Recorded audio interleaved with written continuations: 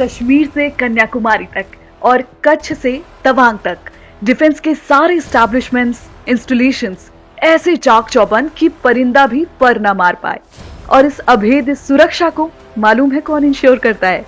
Defence security core, जिसके जाबाज जवान तपते मरुस्थल से लेकर खून को जमा देने वाले बर्फीले क्षेत्रों सहित सभी दुर्गम इलाकों में सुरक्षा का ऐसा मानक तय करते हैं जिसकी धाक पूरी दुनिया में है और जो दुश्मन के सभी नापाक इरादों को अपनी निष्ठा और कुशलता से परास्त कर देते हैं। इस वर्ष यानी 2025 में 25 फरवरी को हम डिफेंस सिक्योरिटी कोर का 78वां स्थापना दिवस मना रहे हैं। एक ऐसी कोर जो अपने अद्वितीय समर्पण और साहस के लिए जानी जाती है। इस खास मौके पर मेरे साथ हैं एक बहुत ही स्पेशल मेहमान जिनसे बातचीत करना न केवल सम्मान की बात है बल्कि हमारे लिए प्रेरणा का भी स्रोत होगा। लेकिन इससे पहले मैं आपको हमारे गेस्ट से रूबरू कराऊं। आइए पहले डिफेंस सिक्योरिटी कोर की इस गौरवशाली यात्रा के बारे में बताती हूँ।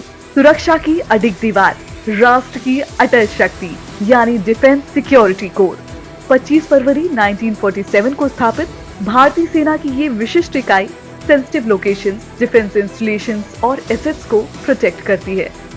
You know, the idea of the DSC-like forces dated back to the pre-independence era. Second world war के दौरान देश की सैन्य इकाइयों, गैरिसन सैनिकों, वॉच एंड वार्ड विंग और चौकीदारों को बहुत सारे रक्षा प्रतिष्ठानों की सुरक्षा का काम सौंपा गया था। धीरे धीरे ये स्पष्ट हुआ कि रक्षा डिपो, फैक्ट्रियों और इम्पोर्टेंट डिफेंस इंस्टॉलेशंस की सुरक्षा के लिए एक डेडिकेटेड कोर की जरूरत है। और इसी सोच को मूर्त रूप देते हुए 25 फरवरी 1947 को सरकार ने डिफेंस सिक्योरिटी कोर के गठन को मंजूरी दे दी। तब से लेकर आज तक डीएससी अपने कर्तव्यों को अद्वितीय निष्ठा और दक्षता के साथ निभाती आ रही है। डीएससी केवल एक सुरक्षा कोर नहीं है बल्कि संरक्षण की अदृश्य ढाल है जो राष्ट्र के रक्षा प्रतिष्ठानों को सुरक्षित रखने के अपने दायित्व में अडिग, अचल और अजेय बनी हुई है। इस गौरवशाली कोर और इसमें कार्यरत वीर योद्धाओं की ग्लोरी पर चर्चा करने के लिए आज मेरे साथ मौजूद है एक बहुत ही सम्मानित अतिथि, lieutenant general Rakesh Kapoor, deputy chief of army staff, information security and training and colonel commandant DSC. नमस्कार, आप सुन रहे हैं directorate of public relations, ministry of defence का पॉडकास्ट रक्षा सूत्र और मैं हूं इसकी सूत्रधार। सर, स्वागत करती हूं आपका इस पॉडकास्ट में। Thank you and thank you very much for giving me this opportunity ताकि मैं अपने विचार आपके साथ शेयर कर पाऊं। सर, 25 फरवरी को डिफेंस सिक्योरिटी कोर अपना 78वां रेजिंग डे मनाने जा रही है। इसके लिए आपको बहुत बहुत शुभकामनाएं। Thank you. जैसे आपको पता है, डीएससी तो देश का फर्स्ट रिस्पॉन्डर है और जो इनका टास्क इतना मुश्किल होता है, अलग अलग वेदर में, जिधर बर्फ भी गिर रही है, जिधर बहुत सारी गर्मी है, पूरे देश में ये अपनी ड्यूटी बहुत खूबी के साथ निभाते हैं।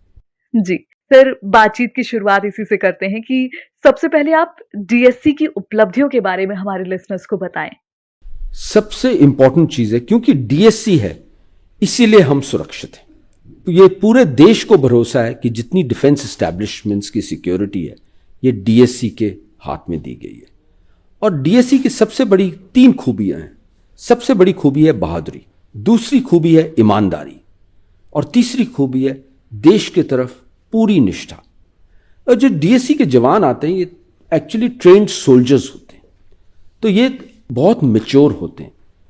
तो जो इनकी कंट्रीब्यूशन होती है, जो भी ये टास्क करते हैं, बहुत ही मैच्योरिटी के साथ करते हैं और बिल्कुल सब्र के साथ करते हैं। ये सबसे बड़ी इनकी कंट्रीब्यूशन।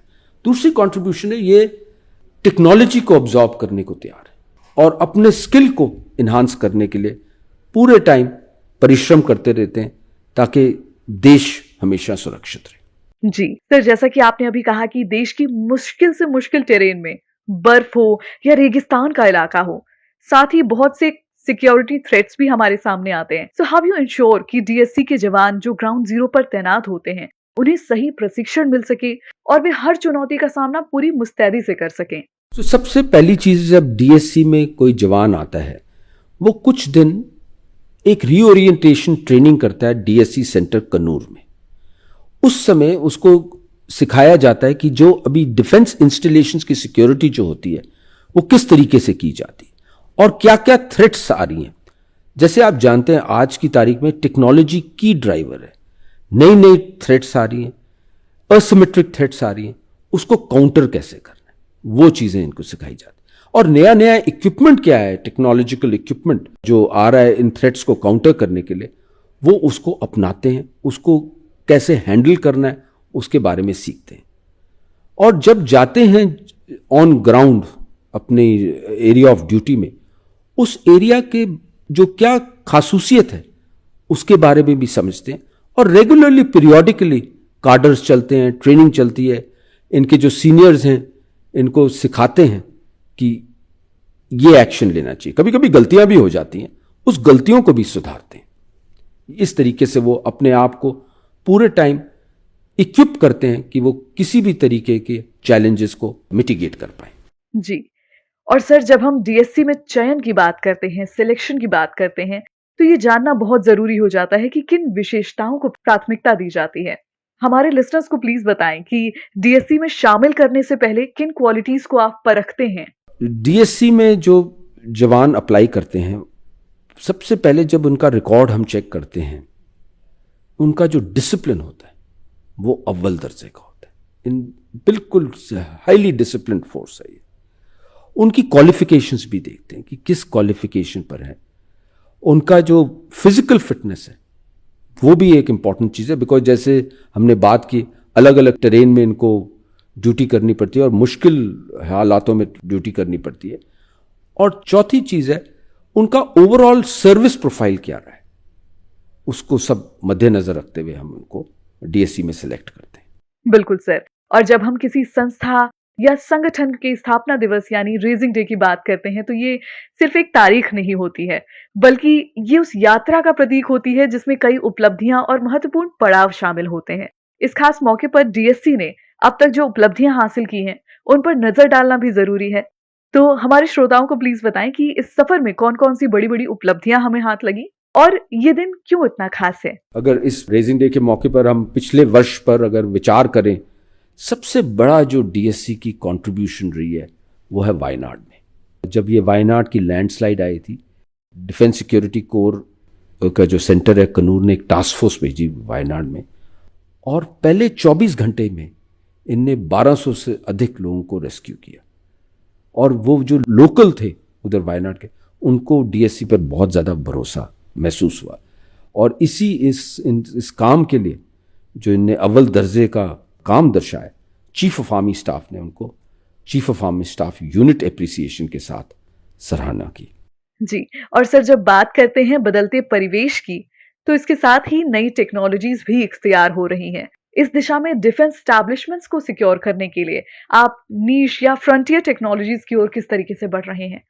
सबसे पहली बात है कि जो जितनी टेक्नोलॉजीज आ रही हैं, डीएससी के टास्क के मुताबिक उनको इंटीग्रेट किया जाता है। इसका सबसे पहला एक्सपोजर इनको मिलता है जब ये डीएससी सेंटर में अपनी रीओरिएंटेशन ट्रेनिंग के लिए जाते हैं। जैसे अगर ड्रोन्स की बात करें तो काउंटर ड्रोन सिस्टम को कैसे इस्तेमाल किया जाए उसके बारे में बताएं।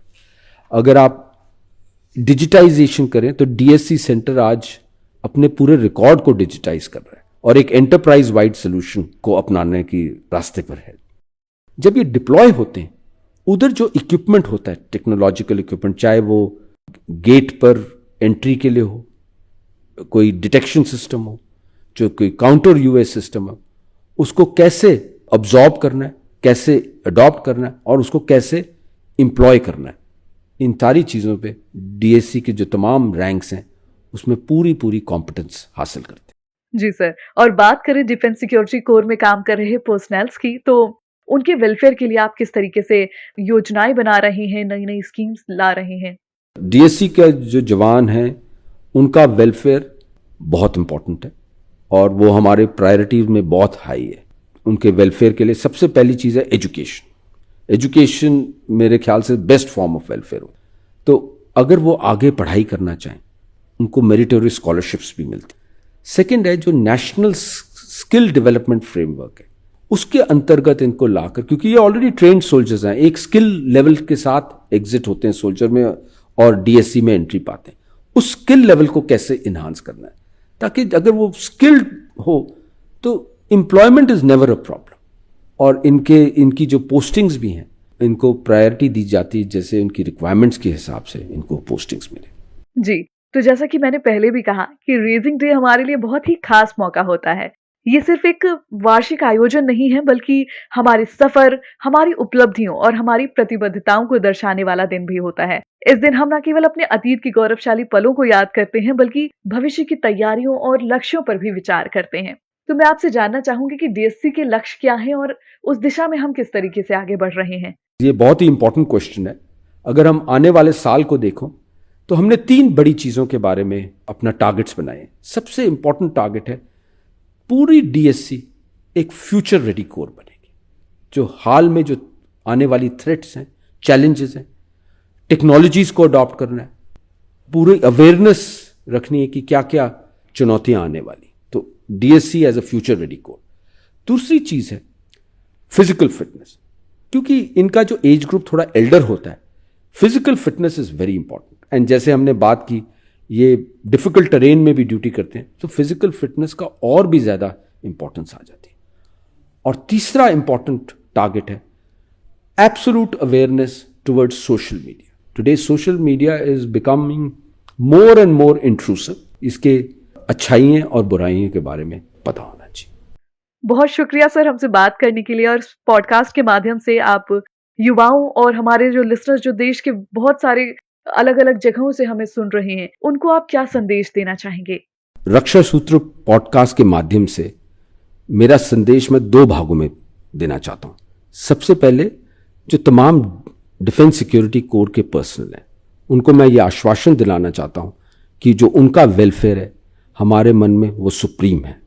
वो हम हर बार उनका वेलफेयर रखेंगे, ध्यान में रखेंगे, और उनको बहुत बहुत बधाई देना चाहता हूं जिस अव्वल तरीके से वो अपनी ड्यूटी निभाते हैं। दूसरा, तमाम देश के नागरिकों के लिए एक मेरी रिक्वेस्ट है, जब भी आप किसी डीएससी के जवान से मिलते हैं उसको इनकरेज करें, क्योंकि वो एक बहुत मुश्किल ड्यूटी कर रहा है जिस पर हमारी देश की सुरक्षा निर्भर है।